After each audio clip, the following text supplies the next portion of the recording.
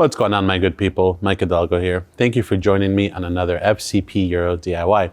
Today we are working on a 2020 BMW 330i xDrive.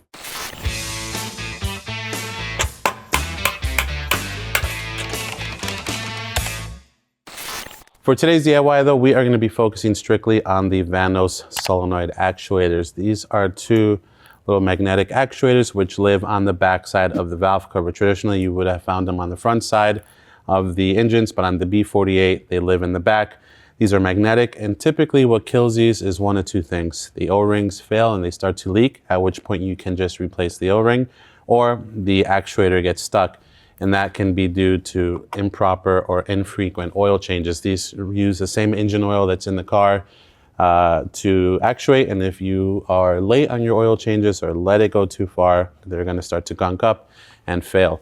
Just to give you a better view of where those live, these are going to live on the back side of the valve cover. Now, let me start by saying you can probably get to these without moving too much in the car. We are doing the valve cover in a separate DIY, which is going to be our main focus of this whole 4-part series. So we are going to be removing quite a bit to get to these sensors. So again, just saying, you can probably get to them without doing all the cowl removement and everything else that we are going to be covering, as it is the correct way per BMW. But just so you have an idea of what they look like and where they're going to live, that's going to be right here. So before we get too dicey with it, let's take a look at some of the tools we're going to need for this DIY. All right, for this DIY, we're going to be using a 3/8 drive ratchet. We can also sub in an electric ratchet, which we probably will to speed things up. We have a right angle peg, flathead screwdriver, small extension. We have a 16, a 13, and an 8mm socket. We also have CTA 2807. That's going to help us rotate the solenoid actuators at the back of the valve cover. You may be able to get away if you have really strong fingers, at least for the install, but that's going to make our lives a lot easier. We have a lot of cowling to remove, so a vacuum may be necessary if you have a lot of built-up debris in there. All right, now with that, let's go ahead and get started. Our first step for all of these is going to be to disconnect the battery. We're going to undo the negative terminal first, 10mm socket.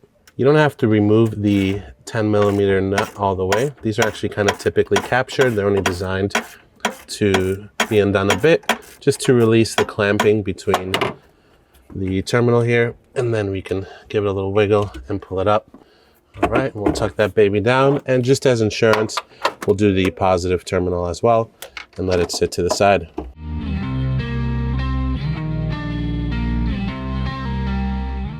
If you want to be extra safe, you can put some towel or something in between these so they don't make contact. And then just so we don't forget, we are going to either put a towel or just put the trunk liner back in, sticking out so that no one closes this trunk, making it harder to get to the battery when we're done. All right, with the battery undone, we are going to get some covers out of our way, starting with the beauty cover. Let's pop that baby up and set it to the side. It's also worth noting that I undid the hood shocks and propped it up with the best hood shock of all, a broomstick, so that the hood is way more open, giving us way more light to work in. It'll also give you way more room to work in if you're doing this at home, and also will give you the best view, hopefully, of everything. Just with the beauty cover exposed, we have a great viewpoint of the valve cover, the fuel rail, the high pressure fuel pump, not the Vanos solenoids, which are on the back. So again, regardless of which part of the 4-part series you're watching, you may see some things that are missing, some things that are moved, and some of those may not apply for your specific DIY, which we'll leave our magical editors to take care of. So don't be alarmed if you see a cover missing or a seal missing. All right, next on our laundry list of things to do is to get this seal out. And there's a wire that runs through the seal. You can just literally pull it out like so, and then pull the seal towards you and set it to the side. We have two little cowl plates, one on either side, that just have a 1/4 turn lock that you need to twist to undo and pull up. This side we're going to pull off, and then the driver's side, and then we're going to tackle the negative battery terminal on the auxiliary battery, just as insurance, just so that we have that undone and the whole car is completely without power. Next, we're going to undo the 13mm nut on the negative terminal of our auxiliary battery. All right, so next on the list is going to be to disconnect the windshield wipers, and these have the built-in nozzles or the sprayers on them. So we're gonna have to disconnect the lines so that once we pop those caps off, we can move the wipers out and set them to the side. The window is a little dirty. We're gonna keep the window dirty because that's gonna be our marker for where the blades need to go on when we reinstall them. So just a quick tip, you can use painter's tape and mark the height of the windshield wipers as well, whatever is easiest for you. So we have the driver's side hose here. Has a funky little looking clip that we're gonna pull out just to unlock the line. Then the line will be disconnected, and then we'll throw our clip back on so that we don't lose it. We'll do the same thing to the other wiper arm here.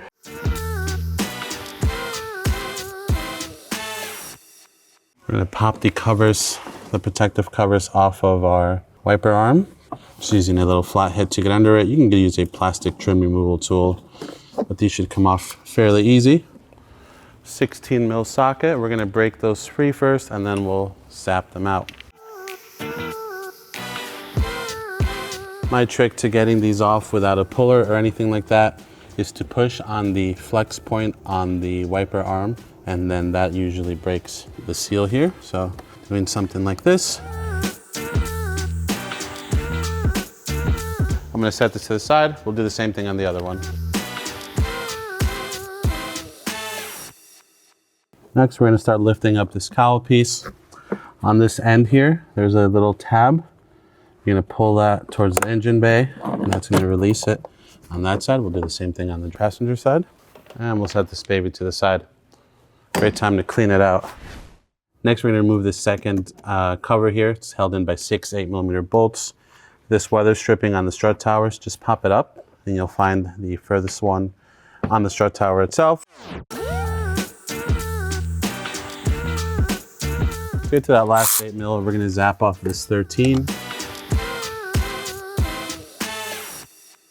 All right, at this point we have a really good view of not only the valve cover, but the backside of where the Vanos solenoid actuators live, which are gonna be the next thing for us to take off. And then from there we can swap in the new ones and or replace the O-ring, depending on what DIY you're doing.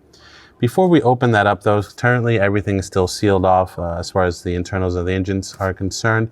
Nothing's open to the elements. We're gonna take some compressed air, and we're just gonna blow the whole area out now that we have it nice and open. We're gonna blow the whole top of the valve cover, the back of the valve cover, the front side, everything that can potentially cause us to drop dirt into our engine, whether we're doing the valve cover, the Vanos solenoids, the high pressure fuel pump, or the fuel rail. We'll probably do that a few times as we work throughout all 4 videos in the series, but it's something worth noting now that we have plenty of room to blow everything out. So that's gonna be the next step, and then we'll pull out those actuators.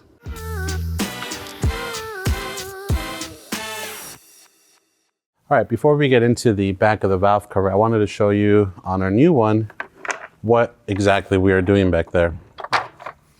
We have our actuator, which are both right here, and these are gonna twist in and out. I actually have this one upside down. You would think I would have it the right way by now. Let me show you, however, how they're gonna be removed. There's 2 little openings on the back of the solenoid. You get your tool in and twist. So the beauty about these is that they are currently sitting like so, with the connector spacing down. So our goal is going to be to undo them, pull them up a bit, and then undo the connectors. So again, your tool goes in, locks into the 2 little openings, twist, and frees them up. You may be able to get them by hand. That's going to be up to you to attempt. I have these O-rings a little bit lubricated, which is why they're spinning so nicely in the valve cover right now. So yours might be a little bit tougher than that to get out. Hopefully that gives you a bit of an idea of what you really can't see back there. We have an alligator clip to free up first for our harness, and then we'll go from there. With this alligator clip right here, that's going to help us free up the harness. And the beauty of it is that BMW puts another one on the back side of this insulation. It's one of those kind of alligator style looking clips. We're just going to go in there and bully it open with the flathead screwdriver. You can see the rivet on the back side of it here on the insulation. So not ideal. Thank you BMW for that, but it's going to make pulling out these solenoids a lot easier.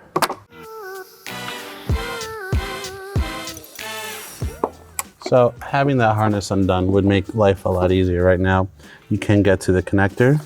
Use a little gray locking tab on the back. There's our intake side out. Now let's work on the exhaust side. And that is the exhaust side out. The harness should stay pretty much where it is, but if you want to mark it with a little paint pen, so you know which one's which, not a horrible idea. Again, you can just replace these O-rings if your actuators are in good shape and you want to save some money, which is also a great idea. All right, let's set these babies to the side, and then we can get ready to install our new ones. All right, it's time to put the Vanos Solenoid actuators back in, and I know things look a little different here, but you just ignore that part. We're gonna get those solenoids in, clip them into the electrical connectors first. We should be able to just lock them in by hand. We have a little bit of grease on the O-rings, so that should help us get that part taken care of. And then we will lock them in and then continue with the cowling install.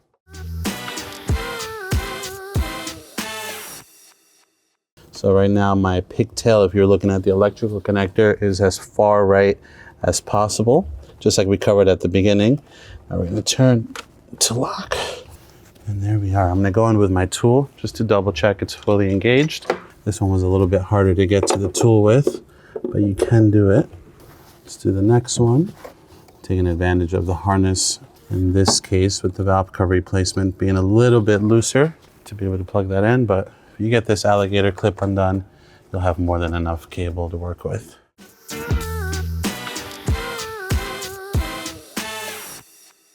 All right, we are fully locked in. Once we get our harness back in place, this alligator clip can go back right here on its own.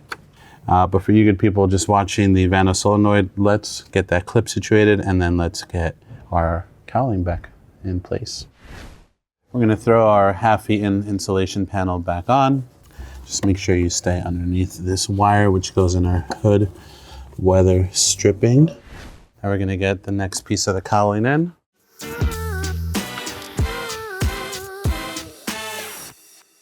On the back side of the cowl, we have this very thin ridge that is going to key into the bottom of the windshield. If we look at the bottom of the windshield for a second, we'll see what is basically this like rubber seal or rubber gasket, and it's hard to see, but there's just a thin channel here, and that's going to help key in this piece once we have it fully locked in, along with the little tabs that kind of help hold this gutter system in place. So pretty straightforward, really nothing special about it. Just make sure you have it positioned correctly before you start pressing down on anything and seating that lip in.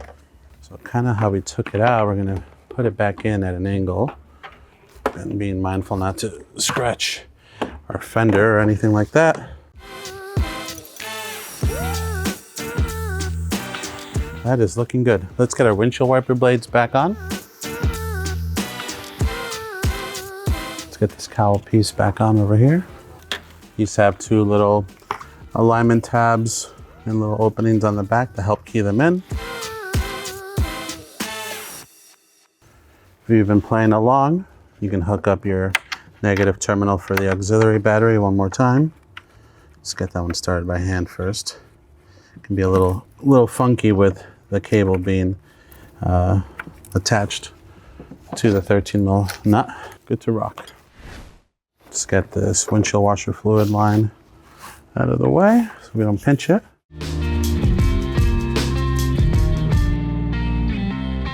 All right, let's get our hood seal back in as well. All right, at this point, all we really have left is our beauty cover. We're gonna keep that off until we start the car to make sure we have no leaks anywhere, especially in our fuel system. So with that, we're gonna reattach the battery in the trunk, get those two 10mm negative and positive terminals situated, and then we'll hop in and give her a start and just give it a minute, check for leaks, make sure we don't smell anything out of the ordinary. We should be good to go from there. All right, we'll start with our positive terminal. Get that baby fed over. We're just gonna snug up this 10mm. All right, let's head back up front. All right, we have our beauty cover back on. We have our insulation on, all the cowlings back in. The Vanos solenoids are wrapped up.